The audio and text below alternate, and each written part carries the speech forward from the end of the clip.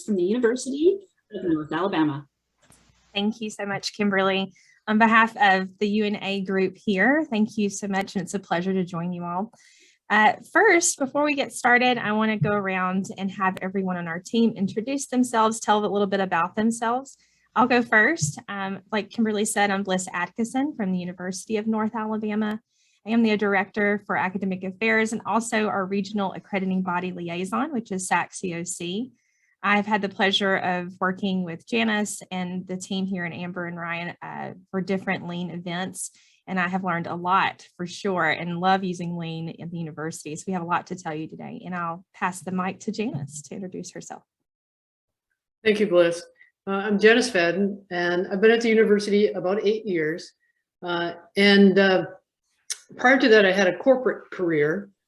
And at one point, the dean came to me and said he needed some help with improving recruiting results. And I, in my career, worked at a company called Danaher Corporation, which is one of the premier lean companies in the United States and now globally. And so we began to apply what I had learned at Danaher to the university. And I also discovered this organization, Lean in Higher Ed, and I was telling Kimberly, we came and did our first presentation at the Waterloo conference many years ago. So I've really been excited. I work from the ground up with whoever is willing at our university to use what we call as rapid improvement tools.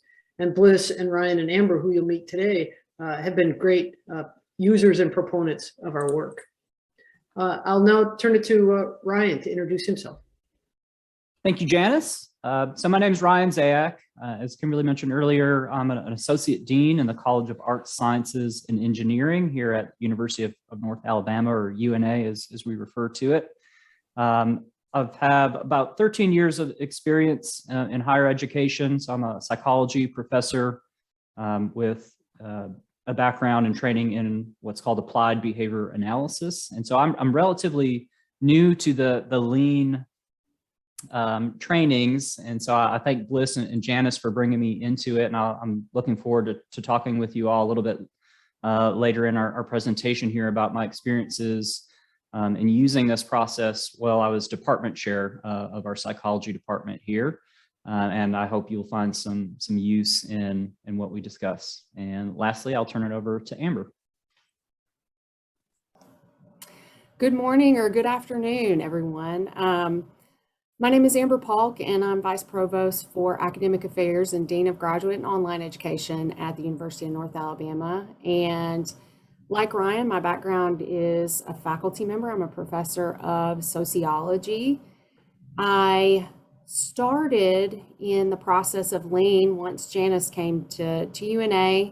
I was still a faculty member, but I was working in various administrative roles on campus. And when I started seeing how it was changing things in other units on campus, when I moved into a full-time position as an administrator, I use it in everything that I do. So I have responsibilities in various units across campus that involve recruitment, retention, or placement of our students.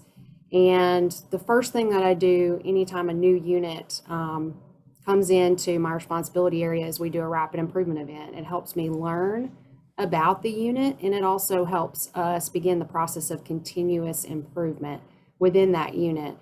And it helps us with things like developing annual goals and making sure those goals align with the institution. So I have found it to be a critically important tool in the work that I do. And the example that I'll be sharing with you all today is how we used that within our institution's University Success Center. And I'm excited to present to you all today and more importantly, hear what your questions are and how you can incorporate this into your work, and maybe even get the opportunity, depending on time, hear how you are using it in your work. So I will turn it over to Bliss to start our presentation. Great, thank you. Thank you all. Okay, so we're going to get started with the outcomes for this session. What we want you to walk away with is an understanding of how we describe rapid improvement using lean tools and how those tools can be useful to institutional effectiveness, whether it be the program, which is you're going to hear about some examples, a case study there for academic program, and also for units that are using these tools as well. We also want you to be able to recognize how rapid improvement using lean tools can result in more effective student learning outcomes. That's on the program side, and also accelerate the formative assessment process of a program. This also applies to units strategically, like Amber said, when it comes to retention and placement. So you'll see examples of both of those today. Our agenda, we're going to quickly describe for you the reason for change, what UNA saw was happening at its institution and why we needed change. We're also going to describe for you how we developed and used lean and rapid improvement tools. And then we're going to demonstrate 2 case studies for you today. One, like I said, that has to do with a program, an academic program of psychology. And then also the University Success Center, which is an academic support unit here on campus. A little bit about UNA. We are located in Florence, Alabama, which is the northwest corner of Alabama. We are Alabama's oldest 4-year public university. We have approximately 8,600 students, almost 300 full-time faculty, and over 100 undergraduate and graduate programs as well. We have 4 academic colleges, and we are home of the Agile Strategy Lab. And just really quickly, Janyce, will you just kind of touch base on what the Agile Strategy Lab is, and we'll move forward. At the Agile Strategy Lab, we work to develop leading management and leadership skills and capabilities as it relates to emerging agile work. Rapid improvement is one of the tools that we do, and another one is called strategic doing. Perfect. Thank you. So our need, what we kind of realized as an institution, and then also just across higher education in working with lean, is that we see that a lot of higher education institutions are kind of plagued with some of the same things, one being unmet program enrollment goals, student retention challenges, declining graduation rates, placements, and of course, increasing cost pressures, right? Lack of evidence for continuous improvement sometimes just kind of piles onto these issues. And of course, we also see at times the lack of buy-in for both faculty and staff for continuous improvement measures. You know, how do we get everyone on board to thinking the same way or moving in a continuous motion of improvement?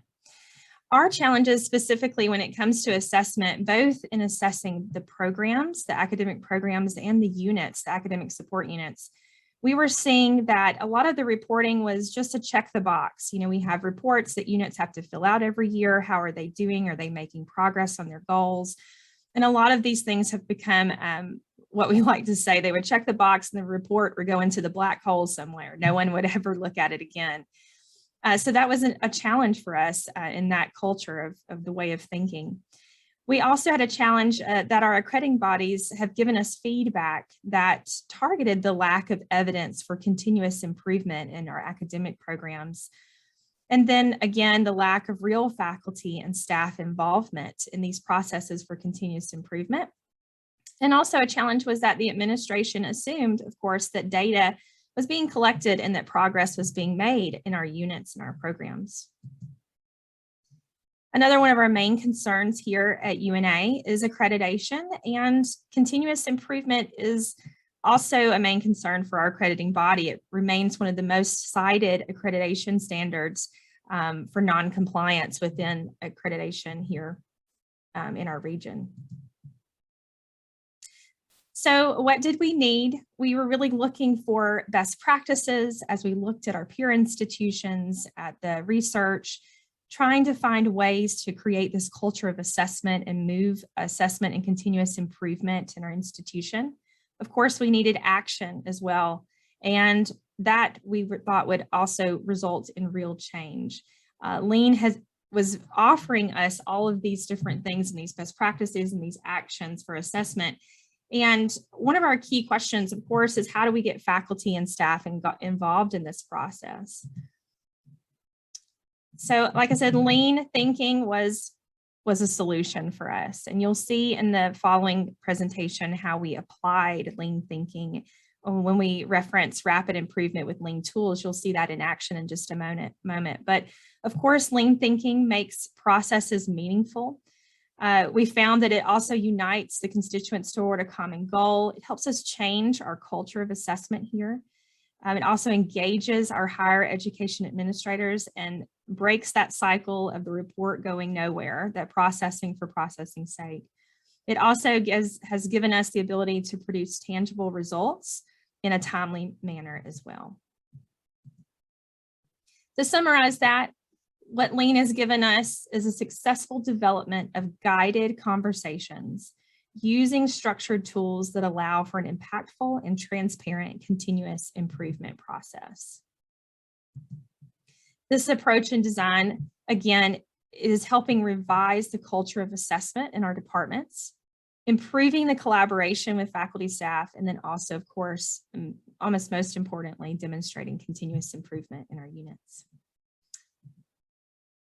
We did a quick study a couple of years ago, and we came up with this data.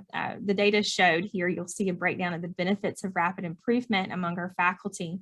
And what they described was that it did truly at UNA increase faculty collaboration is what the data saw. You'll see that there. So with that, Janyce is going to get into the weeds about how we apply lean. Thank you. Thank you, Bliss. So when I was new to the university, so I didn't know a lot about how an academic institution worked. But then I heard that there was this group that was working on our accreditation and continuous improvement. And so Bliss and I met so I could understand what does she mean by continuous improvement. And it's a similar outcome to why a company would want to have a lean effort. But one of the things that that's missing often in the academic area is a tool to help engage the team in improvement.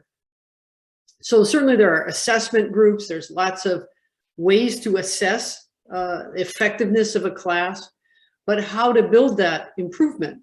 You know, if you need to make a change, do you change the book? Do you change what do you change?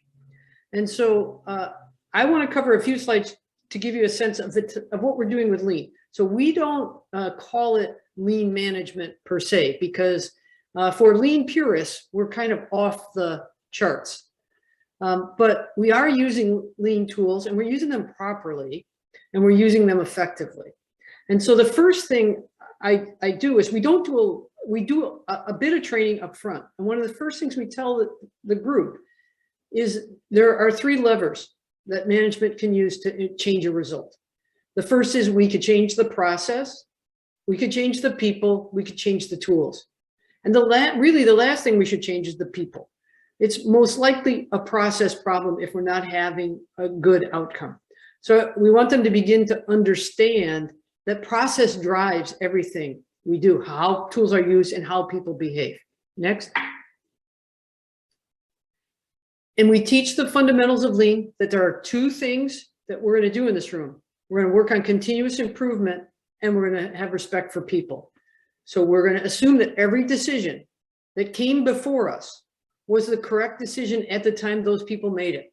And we're not going to spend any time critiquing the past. We're going to understand the past and understand where we are, and then we're going to move on. We teach with the 5 principles of lean. That we teach how to add value, that it's really the process, that we need to pull.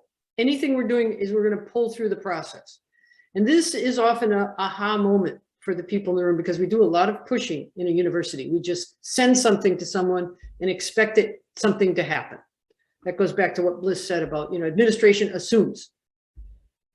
We like to talk about even flow, even though we have these, fictitious times that we start and end a semester. There are many things we could do to improve the flow. So no prospect is left at the starting gate, didn't get to enter the class, and no one is left behind in terms of trying to complete their studies in a reasonable period of time. And we teach the idea of aiming for perfection, but taking action now. We're not waiting.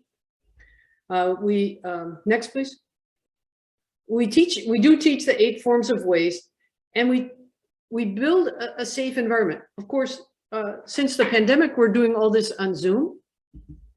And we've had some very successful engagements on Zoom. We really teach people. We're not blaming anyone here. We are where we are. And any idea you have is not a bad idea. We are going to work with all ideas given at the time. Next. We have a rapid improvement event process. And my aha moment, when I started with lean, I was using a purist manufacturing lean thinking, which is where I was coming from. It was very difficult to implement. And then I went to some of these conferences and I met Mark Robinson, who's over at St. Andrews University. He had an 8-step rapid improvement process, and Mark and I and the team now, we've been working together for years. Mark's been to our campus to teach several times. We sort of leaned his process down to 5 steps, and we do it in a very rapid way.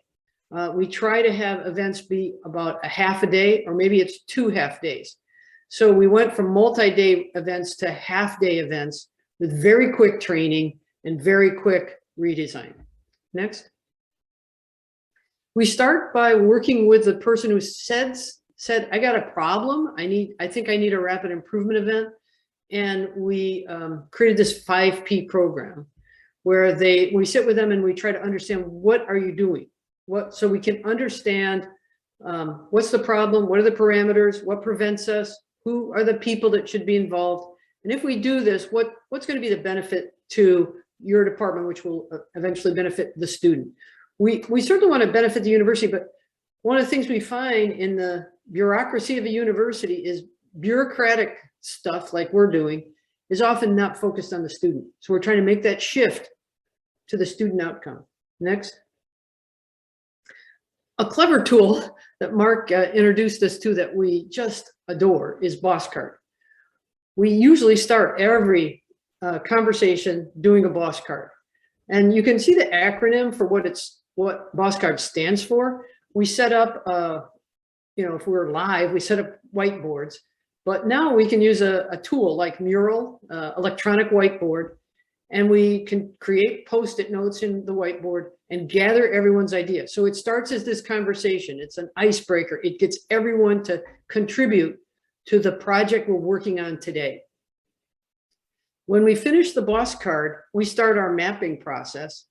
But one of the things we teach people, and this is another idea we took from Mark, is when we're mapping the current state process, we do not discuss it, only to clarify what it is. We don't discuss improvements on it.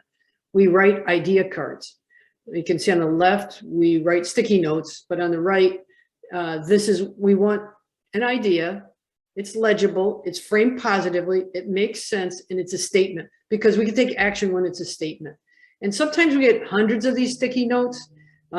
Sometimes we get just a few, but then the idea cards are what we take to the improvement. So let's go to the next.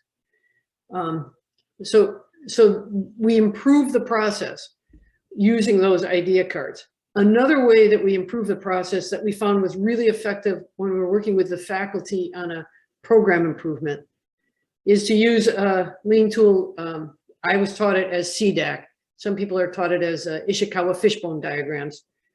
And this is a tool we've used with Ryan and his team. Is we set up an effect, unsuccessful learning outcomes. The student isn't career ready is what it's showing here. And then we say, well, there's 4 levers to do that.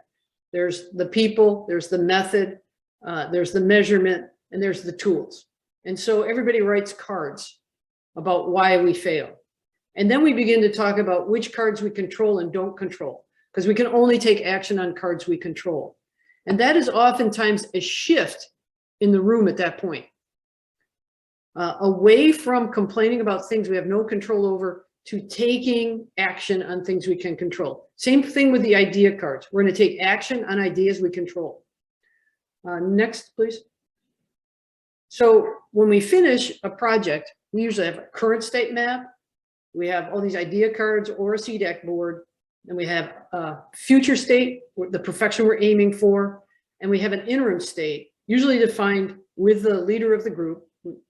How many months are we working on for the interim state, and then an action list. And then every 30 days, we meet with the team to drive the actions forward. And Amber's going to show you some fabulous results.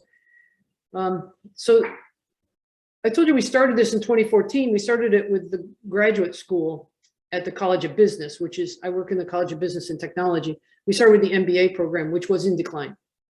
We were down to under 300 students.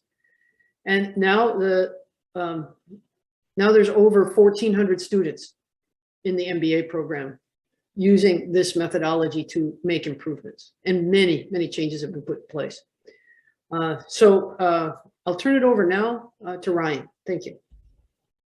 Thank you, Janyce.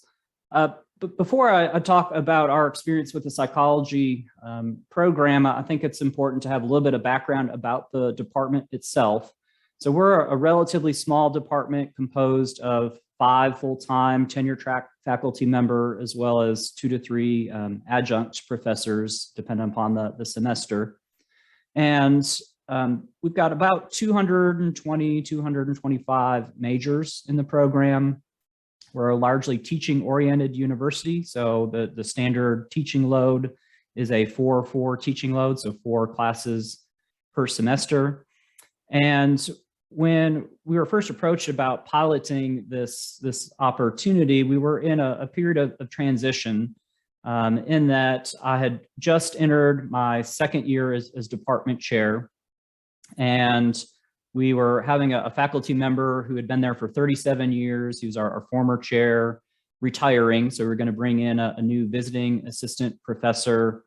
And with that, it was an opportunity to think about how we could reimagine the program and revisit some things that we had not done so previously. That there had been for a period of time just a culture in the department in which a lot of the decision-making that took place was based on one-on-one conversations that would happen between the faculty members, as opposed to maybe more traditional entire department meetings where those discussions would take place. And so, like Janyce mentioned previously, that's not necessarily a good or a bad thing. That was just the reality of the situation that we were in. And so when we were approached with this opportunity, I jumped at it. So I had worked with Janyce and Bliss previously in their strategic doing workshops and saw the value in this. And I was hopeful that the department would benefit from this process. Next slide, please. So we started off with developing our current state map. So what did our program look like prior to implementing any changes? And so our faculty mapped out how students would flow through their coursework. So we identified all the classes that we offer in our curriculum, which ones were elective courses and which ones were our core classes, and the sequencing of those. So if they had to take a specific course as a prerequisite to the next course, we outline that, and you can see in this diagram what that might look like. Additionally, we also identified where our learning outcomes for our program were being taught. So for each of the courses that we offer, we have 4 different, at the time, existing learning outcomes. And so we identified where those learning outcomes were being offered in each of those classes, as well as where those learning outcomes were actually being assessed in a systematic way. Next slide. And as we went through this process, we quickly became apparent to us that the existing program outcomes that we had were problematic, in part because with examining these outcomes, we knew that we had not revisited them at least in the last 15 years, if not longer than that. So our then most senior faculty member had been at UNA for about 20 years, and he said he could not recall ever having discussions about what our program learning outcomes were. It had largely been a department chair responsibility to report on those things up through the administration and to our accrediting bodies. And so it became apparent very quickly that this was something that we needed to address. So those existing program outcomes were just simply outdated. They weren't in alignment with where the field was as a whole. They weren't in alignment really with what our program wanted our students to leave with. And they weren't in alignment with the changes that we had seen in our workforce development. And so we knew that was something that we were going to need to change. Additionally, in mapping out our program, we started to see very clearly, again, in a visual way, that the content of those program outcomes was being covered mostly in elective courses, as opposed to the core classes that every single psychology major had to take. And I hope you can see that that is a problem, in that there was no assurance that the students would ever even take the classes that they needed to in order to acquire the skills that they were then going to be assessed on at the end of our program. Additionally, the measures that we were using for assessment were also identified as being problematic. So we use what's called the major field test. This is a national standardized test, comes for multiple disciplines, psychology being one of them. And we used it as kind of a simple way. It's 200 questions, so multiple choice questions that address a variety of different sub areas within the field. But our problem was, so the test in and of itself is fine, and it assesses what it assesses just fine. But the way that we had structured it, it was a requirement for students to complete the test. However, there were no benchmark scores. There was not a minimum score required in order to pass the test. And so simply students had to complete the test, and they are smart. They learned, they talk with each other, and they figured out it doesn't matter how I perform on this test, I just need to take it. And so that causes some issues, obviously, with us being able to say, well, are their scores representative of the knowledge base that they actually have? Or are they just checking the box so that they can go on with the rest of their day? Similarly, there were issues with when the assessment was even being offered. So that was offered to students over the course of 2 days. So they had an option one day or the other, usually a few weeks prior to graduation. And so we would get those data back towards the later part of summer or winter, depending upon when they graduated. And that didn't give us really any time to improve the program for those particular students. In part of our discussion as well, one of the things that came to light, and we already knew this, but the department does an amazing job at providing students with experiential learning opportunities, whether that be education abroad, volunteer service learning, but in particular, I would identify as one of the best departments on campus for student-faculty research collaboration.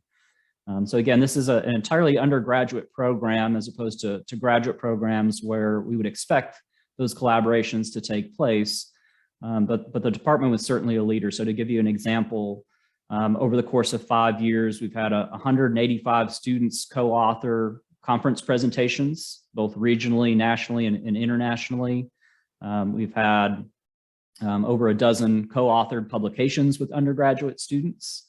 And if any of you are faculty members on this presentation, you probably realize that oftentimes it's much more time consuming and difficult to author publications with undergraduate students, and that's not a knock at them, than it is just to simply write yourself or to collaborate with graduate students. So the faculty were putting significant amounts of time into working with these students and enjoying it, and the students were certainly getting a lot out of it.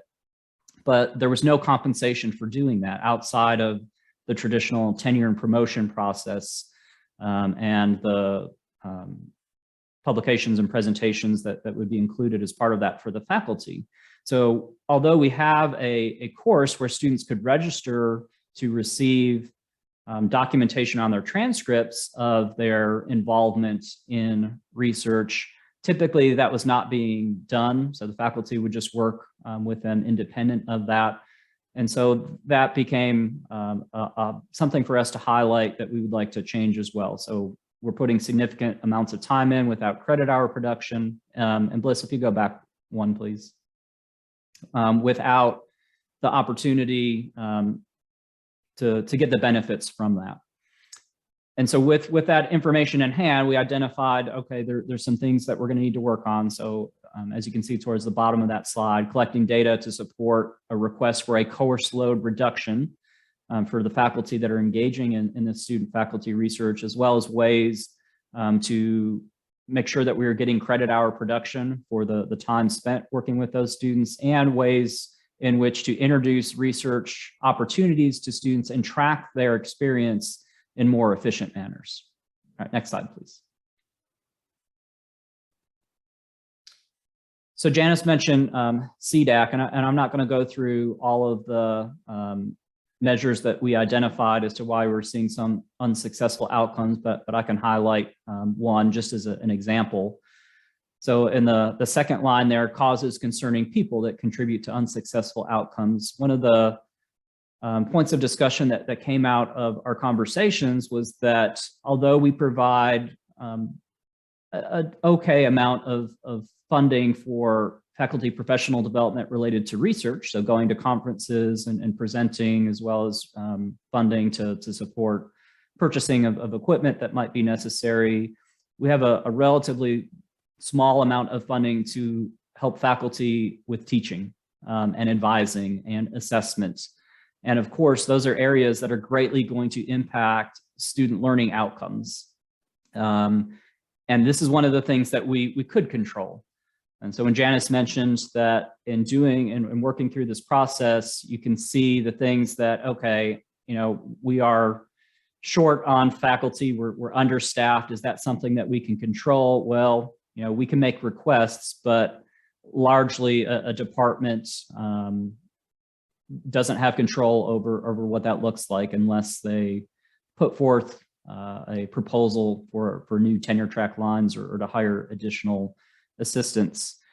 But maybe this would be something that we could work on. So providing faculty with opportunities to go and attend conferences, teaching-oriented conferences, to learn how to teach more effectively and how to assess student learning outcomes in appropriate ways. Next slide. So through our conversations, we came up with our future state map. So what would it look like if we improved our program learning outcomes that we had identified as being problematic, as well as the ways in which we assess those student learning outcomes and the timing at which those occur. And so in the purple circles there, you can see some ideas that we came up with that, maybe these are areas that we can work on. Now, that doesn't mean that we're going to go and actually implement every single one of these ideas. It's just more than likely not possible to do. But it gives us some things to think about. And through additional meetings, we are able to work on those action items. And that's really what helps us to create that real change that we discussed earlier. Next slide. So what are those action items? So again, we developed this list of areas that we want to improve upon, and we get to work. And so reevaluating our program learning outcomes was at the top of our list. And so with Janyce and Bliss's help, we scheduled some additional meetings, and we discussed, all right, what do we want our students to look like when they leave our program? We want them to be prepared for graduate school. We want them to be ready to go into entry-level positions in the field. And so in order to help them achieve those goals, what do we need as a department to be providing to them? And so throughout the next several months or so, really up until COVID hit, we held some in-person meetings, those every 30 days, to discuss this. And I'm happy to say that we were able to develop 5 new program learning outcomes that are modern and begin implementing those. We also adjusted our assessments So how are we assessing those? We still use our major field tests, but that only provides us with an opportunity to assess one particular student learning outcome, as opposed to using that to capture all 4 previous outcomes. Identifying who's responsible for collecting data to assist with assessment, who's responsible for writing up those reports. And then, of course, there are other action items that we identified that we'd like to work on as well. Next slide. So overall, this process really allowed us in a very short period of time. Again, this is just a 4-hour workshop. To begin that discussion, to get faculty buy-in to this process. Again, this was a collaborative process as an entire department that we were just not usually used to doing. And it was amazing to see how quickly we came together and identified areas for improvement. And then actually through these additional follow-up and ongoing meetings, continued that process. So that continuous improvement process is something that we've really worked hard to achieve. And we've got ongoing data collection for our new program learning outcomes. It's part of our annual report process. I thank Janyce and Bliss. I'll do it publicly again for helping us achieve those goals and continue work on making progress and improving the outcomes for our students. And with that, I will turn it over to Amber. Thank you. And I'm going to try to move through my slides at a quick pace, because I see there's lots of questions popping up in the chat, and I want to get to those. So next slide, Bliss. So as part of my responsibility area, I have the University Success Center, and at our institution, they provide all of the advising and tutoring services at the institution. In part, the position that I'm currently in was created to increase retention rates at our institution. And in order to do that, we needed to understand the work and how we could make it more impactful, and measure the impact of the work that these staff members were doing. They had a lot of anecdotal evidence of that. You know, this student stayed in school and persevered because of, you know, this relationship, but hard data was not there because they were not collecting the data. So we had a rapid improvement event targeting process improvements in advising and tutoring. Next slide. So the results of that, all of, you know, the mapping that Janyce described, the follow-up meetings on action items, resulted in improvements in both areas. So for advising, we implemented a new early alert software system called Dropout Detective that identifies students who are at risk of failing or dropping out of a course or multiple courses, and launched a new advising model. So all freshmen at our institution are now advised by a professional advisor. We use a proactive advising model. So we reach out to students. We don't wait for them to come to us. They monitor their students in Dropout Detective, and they connect our at-risk students with support services when and if they need them. We also, for tutoring, implemented a new tutoring software called tutor.com. And this was in part because we had a lot of students that were online students, worked, had families, had a lot of obligations outside of the institution, and they were not able to come to tutoring at 10 a.m. on a Tuesday. And so this particular tool offers tutoring 24/7 online across 250 subject areas. It offers a lot of other resources like study skills, time management, career goal setting, and lots of free practice tests. So it was increasing the amount of support that we were able to give to students in a more inclusive way, which was critical. Next slide. One of the things that we've seen is that this completely changed the University Success Center team. They went from no systematic methods of reporting to everyone using the same software tools to make their appointments. They have a dashboard where they can look at their data and see how their services are impacting DFWI rates at the institution. We engage in a rapid improvement event at all times. We get done with kind of the action items that we have from one rapid improvement event, and we high five and we start the next one, because we want to be in a process where we are always changing to meet the student need. Next slide. This is just some quick data that Janyce and Bliss put together. We've had a lot of rapid improvement events on this campus. I know that at any given time, I personally am a part of half a dozen or more across admissions or the Career Center or the Success Center. And we did a quick survey of those that had participated on our campus in those events.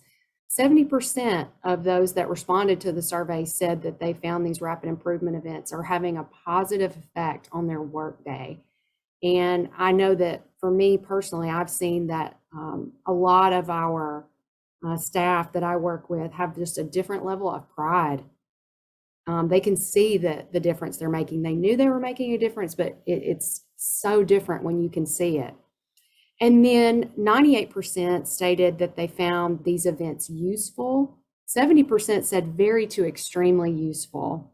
And we're doing more research now to follow up in a more systematic way of their perceptions of these events and how they're impacting their work with students.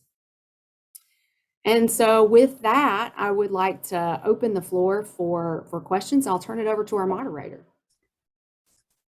Perfect. Thank you so